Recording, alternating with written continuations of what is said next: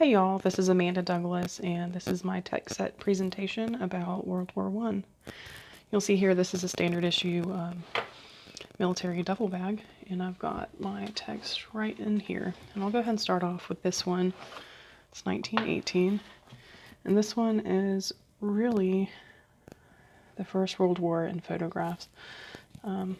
So in this you'll see a couple of pages at first with text, but as you move into it, you'll find that it is actually pictures, and they include descriptions for each image. So of course we've got a map here, and you'll find a lot of these, especially when you're talking about war, so you can situate yourself where you're at. So you'll see troops on a train here. Looks like a couple of guys in training up here, and maybe some casualties as well. Just to show you a couple more in here, we've got some military vehicles. Some movement happening here. And then these guys. So moving on from this one, I do have the Atlas of Armored Warfare. So as you may know, World War I kind of presented the world with tanks and what the armored trucks are. So of course here you'll see another map and kind of where these tanks were primarily used in the beginning. Now this book isn't just about World War I, so we've got several different conflicts happening here. So it goes into World War II, and then modern day uses of tanks. So of course we've got the early development, and we'll kind of see, like, this is kind of the gist of what a tank is. It's a box on wheels with mechanized weapons. And here's another example of it and what it could have looked like. Of course, we've got some of these early guys and like what they first looked like when they started out. This kind of shows the range. Later on here, you'll see that we've got some anti-tank warfare, and it kind of explains how that worked.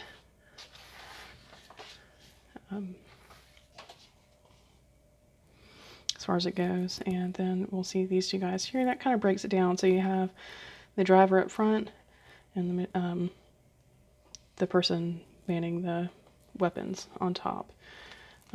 There are some tanks where you can fit a few more people, but that's kind of like the standard of how it is. So here's the anti-tank development. So basically a ditch would be dug and the tanks would get more or less stuck in it, and you'll see a really good picture up here. Moving on from this one, I will show you All Quiet on the Western Front. Now this is just text, and I will tell you, just in that first chapter alone, there's a very good emphasis on eating and the rations that were provided. So it's kind of a big deal. Now, since this is such a wordy book and students can potentially get lost in this, I do have a Audible edition of this. He knew many other things too, because he came to the company as a non-com and was promoted from the ranks. So the voices that narrate these stories can make or break a book. This is actually really good narration, and he does a good job of explaining how the soldiers are feeling, not just in words, but in his tone and emphasis. So from here, I'm going to move on to Charlie's War. I was really surprised by this book because I opened it up and I was expecting to see more of what I've just shown you. It's actually a graphic novel, and this one's actually really detailed. There's a lot going on here. I feel like you would probably have to have some prior knowledge going into this one. So there's a lot of really good detail in here. I would probably use this book for a either late middle school or high school. And it just kind of goes on and explains what's happening through the perspective of one soldier and his experiences in his platoon. Then coming up from there, I will move on to the 8 stories. So this is actually an anthology of a couple different stories from the same man that wrote All Quiet on the Western Front. So the 8 stories show different perspectives of different people in the war. There are stories of the soldiers on the front, the wife's perspective, a newlywed husband's perspective, a German girl, and someone else's perspective from within the hospital. Pleasant surprise of a half lobster mayonnaise at 25 francs as hors d'oeuvre. Not to mention a competence of other things. So there's some more food in there as well. But moving on, this is a Kindle ebook. So it's Treaties, Trenches, Mud, and Blood. So we'll move on, and you'll find that it is also another graphic novel. And this is a good synopsis. It breaks it down a little bit better for children. It's not so heavy that there's a lot of really deep things going on in there. And of course, they use animals here to represent the different countries and kind of how the war began and how they all got entangled. And then I had a really difficult time finding a physical copy of a children's book about World War I. But this is one that I came across whenever I was searching for them. So this is a story of one of the many military animals that were used in World War I. So there is the illustration, but we've got a good bit of story happening here. So this would be a good leisurely read for elementary or even middle school students. And it shows kind of his role in the war and what he did as a dog.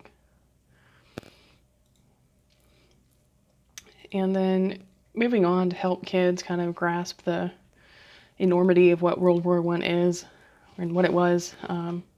We've got National Geographic here, and of course there's lots of good quick explanations happening here. Here's a breakdown of trench warfare, but it's not so gruesome that it would give kids nightmares. But it still shows them exactly what they need. There's another dog. Next, I'm going to move on to this website. I like this because it's an interactive timeline. It starts with the very beginning, so the assassination of Archduke Franz Ferdinand, and then the happenings that really led up to the action. So there's videos in here, there's different quotes, tells you how everyone gets involved, and it includes different countries instead of just a one perspective story. And then up here, I've got the National Archives. This is a British site, so they really have a lot happening, but when I searched just the World War I, it showed me this, so this map, and there are different continents that you can click on, and I feel like a lot of this kind of gets skimmed over in our history classes, but I'll click on Africa because there is like a major thing that happens before World War I called the Scramble for Africa, and it was kind of a predecessor to World War I, and it kind of predicted what was going to happen anyways. So we have Sudan, which is actually North and South Sudan now. But what you do is you click on the country, it gives you an overview, what happened in the country, who was there, and the documents that were related to it.